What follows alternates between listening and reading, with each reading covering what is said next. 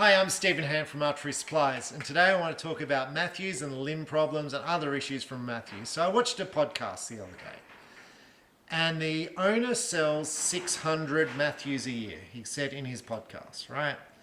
And he goes, look, I've had very few problems. I've had 2 limbs, I think he said, fail, and he thinks it's just one batch. Okay? Now, and he basically said, I've sold 600 bows and that the only 2 problems. And Mathews, if they have a problem, they just fly out the stuff at no cost overnight to him. Okay, so that's what he said. So basically there's nothing to see here. There's nothing to see here. Now, I've been selling archery gear for 40 odd years, and I'll go through this. If you do a video and you say a manufacturer has a problem, you are going to lose your dealership. It's gone. Right? The exception to that rule will be very rare, and it will be that the owner is basically accepting the responsibility of it and they're going to fix it. And I really appreciate when that occurs. Right? So I really appreciate when the owners and the manufacturers help me out when there's a problem. I do. Because I've been there. I've been there through the whole lot of it. I've been there when Bowtech's had issues. And I said to Bowtech, I can remember a limb failing, and this cam cracked this guy in the wrist and broke his watch. And I'm like, and now I've had 2 of them, and I'm like, I say to Bowtech, and they're like, it's not happening to anyone else. It's just you. And I'm like, is it? Is it just me? Am I the unluckiest person in the world that I have 2 bows that failed of the first shipment that came in? Okay. Well, I wasn't. They recalled all the bows and it was a problem, and they then fixed them, right? But the problem of them not being honest with me, I'm not having to go at Bowtech because the ownership has changed 3 times since then. The problem was, for me, I didn't know what to do. I didn't know whether they're lying to me, which basically they were, or I was just unlucky with 2 bows, or maybe the person did something wrong, right? So I want to talk about Mathews. Mathews have had cracks in their limbs. Okay, it's all over the internet, cracks in their limbs. Okay, and I'm holding this brand new bow, which we're going to talk about in a sec. Right, so they've got cracks in their limbs. Guy on the podcast goes, nothing to see, it's just one batch. Well, Mathews produced a thing the other day to say, we've got a problem with our limbs, and we're going to do warranty for the second owner of limbs on a Mathews. I was like, Jesus, that's pretty good. Now, I want to just talk about Mathews warranties and stuff, and I'm not going to have a go. I sound like I'm having a go, but I'm not. I'm just saying this is the reality. So when some people go, look, I get stuff flown in 24 hours at no cost, express post to me, well, they may do it to you, but it's not like that all around the world, and it's certainly not like that in Australia, okay? It's just not. So I'm going to explain what happens when I have a warranty with Mathews. I fill out a claim form, first off. It's a A4 piece of paper, okay? I've got to fill it out, which is a bit of a pain because you've got to say where the bow was brought from, okay? Now, in many cases, I don't know where the bow's brought from because I might buy Mathews off three or four suppliers, right? So I may not know where this bow came from. It's a problem. So I don't know how the second-hand bow person, because you brought it off Jeff, how you know where Jeff brought that bow from. Because Jeff might have got it from a shop that's gone out of business. I don't know how it works. Okay, so you've got to fill in a form and then send the form back to the supplier. So wherever that bow came from, they then need to basically tick it off and then send it to Mathews. So it's all the details about when was the bow sold and all that sort of stuff on the form, lots of stuff. Now, with all the other bow manufacturers, PSC and pretty much everyone, all you do is you send an email with the serial number and say, look, this is the problem I've got, and maybe a photo of the problem you have, and they will look after you. Okay? With Mathews, it's a form you've got to hand fill out. Well, I hand fill out anyway because I obviously don't know how to edit the form. Maybe I need a PDF editor or something, but you've got to sign it and stuff, right? So you've got to fill out this form, which I find is a real pain in the ass, but this is my feedback. Real pain in the ass. So when I have Mathews warranties, it's a real nightmare for me because then I have to go the serial number of this bow, and I go back to where I think I brought the bow from. I'm going, did I buy this bow from you? And they go, yes or no. And if it's a no, then I've got to do this. I've got to go to the next person and go, did I buy this bow from you? And I'm hoping someone will say yes, because Mathews don't help me. Okay? It's not like you go, here's the serial number for this bow, and Mathews go, well, that was purchased from them, just contact them, which would really help me out, right? Because I don't know where I brought the bow from. Okay. And as a consumer, buying the bow second hand, it'd be really nice if Mathews helped you out. Just my view. Okay, so when I have a breakage, I fill out the form, and then Mathews process it. Now, from my experience, I had a new Mathews Title with a warranty part, and it took Mathews 4 weeks to process the part. So it took 4 weeks to send the part to Europe.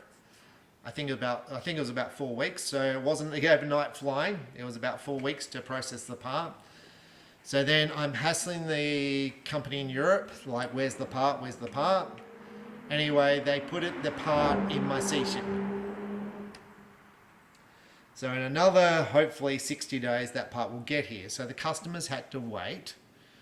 I'm going to say 3 and maybe 4 months for the part to come. It's not acceptable. Now,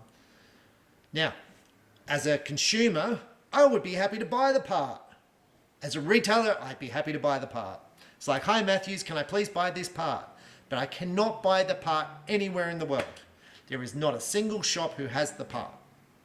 So I'm like, well, so I've just got to wait for this part to go on a slow boat from America to Europe and another boat from Europe to Australia.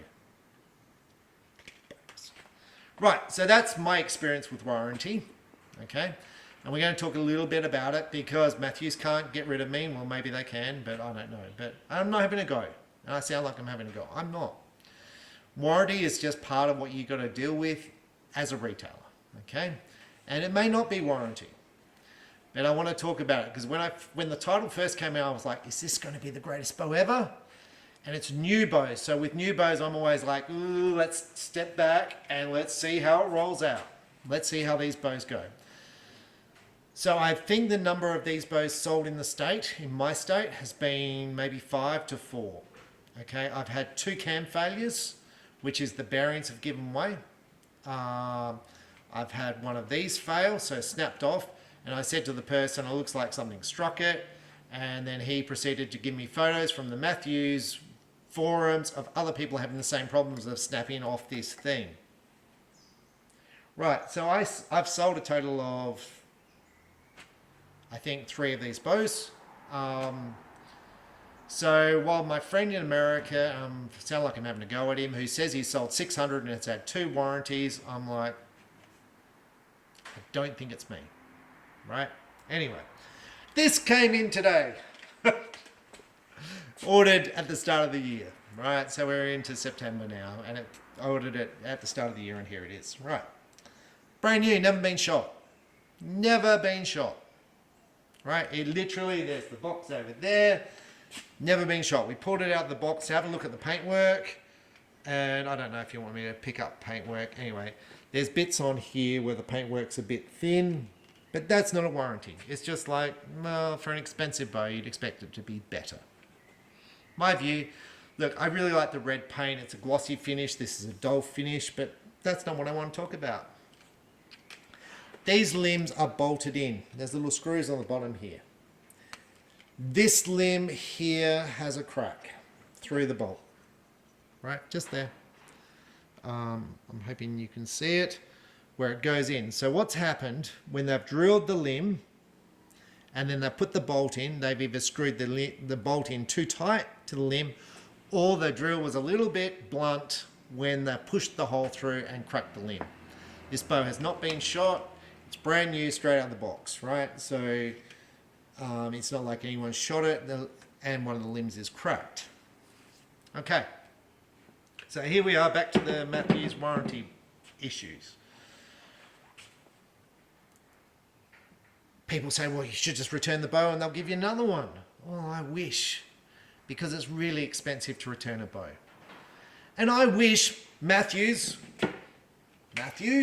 would just go, Jesus, sorry, we stuffed up, Stephen. We'll send you some new limbs. Because that would make things right. It really would. I would still be an hour or 2 hours out of time to rebuild the bow. Which I kind of understand. It's unfortunate that these limbs are cracked. But I can't sell it the way it is. And I am $2,500 out of pocket. And it's where I'm at, right? So, and I'm not having to go at Mathews, and warranty is common across the line. Anyone who says there's no warranty is lying. That simple. And you can lie as much as you want. That's up to you, right? And you might believe them. I'm telling you, there's warranty everywhere. We deal with it every single day in the shop. A lot of it is user-induced. Okay? So users breaking the bows and dry firing the bows, and you can argue that's not warranty, but then the user will say, well, I didn't dry fire the bow. So what do? He's going to go to the government and sue you, and the government's, Anyway, warranty is just part of life. Okay, so the way the company deals with it affects lots of stuff. Okay, right, so while we've got this Mathews Title, brand new out of the box, I'm just going to point out the strings. So you can see here how, try and zoom in to my hand, how uneven the string is. I don't understand. I do not understand. I don't understand why they don't rub these strings with some leather and get this nice and smooth and blend the fibers in. This is not acceptable. These strings are not expected. Look down here. Look how uneven it is. And now you might be one of these people who says, this does not matter, Stephen, at all. And I'm going to say, absolutely, I agree. Nothing matters. The only thing that matters is the archer, right? It's just, if you've got a premium product, this is the most expensive bow or the second most expensive bow, whichever way you want to look at it. I don't think the Honor is the most expensive bow because it comes with everything. The most expensive bow on the planet, I think strings should look better than this. I would not be happy if my staff produced strings like that. I wouldn't. I have 14-year-old kids who make strings for me in their school holidays, and they're very good archers. Their strings do not look like that. They don't. And they can knock strings out in minutes. They don't look like that. They don't look like this. They don't look like that. They don't look rough like this. Like I don't get it. I just don't get it. It's literally less than a minute to make this string look pretty when you're making it. To blend those fibers in. And they don't do it. Anyway, up to you. Probably most Mathews shooters rip the strings off the bow and put some aftermarket gas strings on or some other strings, I'm guessing. But then you've just increased your price of your bow by $200 for a set of strings and the price of the shop to fit them. Which for this bow would be a bit of time, right? Because you've got to drop the axles out, so you might be at an hour to fit a set of strings, I'm guessing. I wouldn't like to guess doing it under that. So anyway, that's my thing on Mathews. Look, and I'm probably going to annoy some people. That's like fine, but look, to say there's no warranties with the industry, to say there's no issues, there's always issues with everything. The thing as a retailer, what I want is little error, little problems. And when I say little problems, If there's a problem, it gets fixed quickly. Gives me confidence in selling the product. Okay, because with PSE, I'm going to say PSE is literally the best. Was the best. With getting spare parts in, it was like, hi, I've got this problem, and they just fly them out. And it might have been because I was selling lots of PSEs. Elite is pretty good. Bowtech, wait until I've got a shipment. Right, so Bowtech, when I have a Bowtech part, I'm going to here pointing at Bowtechs, when they need a part, it sits there with my shipment, and I'm currently waiting for Bowtech to release their new bows. So I've got parts sitting at Bowtech waiting to ship to Australia, and I'm waiting for the new bows to be released because they're about to release new bows. Hence a problem, right? Which might be okay because I'm going to get some spare parts and stuff out. But anyway, that's the thing. And now some customers will go, I'll pay for the postage to get the spare parts out. I get that all the time. Customers go, I don't mind to pay for the postage to get the cams or the limbs from America to Australia. And I'm like, yay, it costs about $250 worth of freight. And then they go, oh, I don't really want to pay that. Okay? Really moving freight from US or Europe to Australia, and I do heaps of videos on it. It's a problem because it's got to go through customs. There's all special paperwork. There needs to be a customs broker who clear it. That all costs money. And when you go, oh, well, it shouldn't be this, like someone's got to sit down there, punch in a computer screen what the item is, how much customs duty is going to be, and even if it's a warranty part, right?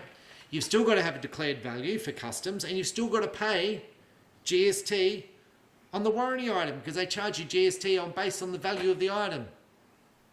Stupid. But you've got to have, even if the item's free, you've got to have what will that item cost because that's what they charge you taxes on. Even though it's a warranty. So there's always paperwork coming in to process this stuff. Now look, if you don't mind spending $250 to fly items in from America or from wherever, they can do it. It's no issue. It's not like we're stopping from doing that, right? But for us, we're like, we can't wear a cost of that flying the item in. And sometimes it's really, really hard because like Bowtech's got a whole shipment there for me of all these parts and other stuff. So they can't just grab one part out because it's all part of a shipment. It's all allocated. So basically it's sitting in a tub and they can't just go and grab one part. Sometimes they can, sometimes they can't. So anyway, that's what it costs. So anyway, with this, back to the Mathews title. I'll have to fill in a big page to say the bow's brand new. Like the bow arrived yesterday. That's how new the bow is. And we pulled it out to have a look and cracked it. So now I'm going to have to fill in an A4 sheet of paper. So I'm going to have to ask the supplier. I know where it came from because it came in yesterday. I'm going to have to fill in an A4 piece of paper, send it back to the supplier. He will then send it back to Mathews. Mathews will then process the limbs. That will take, I'm guessing, 4 weeks. The limbs will then get shipped on a slow boat to Europe. And then one day it will come back here. Anyway, that sounds easy. Anyway, it's certainly not the experience that this other podcaster has where they just fly directly in. And it'd be great if it was. It would be really good and I would appreciate it. And I 100% think it should. Mathews should go, we stuffed up. This is not acceptable. We're going to send you out those new limbs. That's what should happen. It's not what does happen. But anyway, I'm Stephen Ham from Archery Supplies. But yes, if you're a Mathews dealer, you cannot produce this video because you will lose your Mathews dealership. Which then may mean you will sell another brand, which is okay. But generally, most shops in America, I'm going to say in America, will sell their brand, and hence they don't want to lose it, so they'll never produce a video saying there's a problem. So have I seen Mathews lifts with the splintered limbs? Yes. Have I seen cam failures? Yes. And also the cable rod failure. So, and we don't sell that many Mathews, like not that many. So, but I will say, I don't mind to see problems. I just like to see fixes. And I was very happy with PSE once they went to limbs like that. Very happy because there was no compression. Very little compression. If there's very little compression on a limb, then you have very few problems with a limb. Very simple, right? The more compression you have, the more likely you are to have problems. Saying that, I own a whole bunch of PSEs which are well over 12, 13 years old, and I've never had a limb failure. Okay? Most of them have happened on the pressing, but I haven't had a limb failure on all my PSEs, and I shoot thousands of arrows. Thousands and thousands of arrows, and I've never had a limb failure. But we're very careful when we're press. Okay. Leave it there. Have a great day, and remember, the more you shoot, the better you shoot, and it's all fancy. It's all great to buy fancy bows like this. It all gets back to the archer. Anyway, thanks for watching. Bye.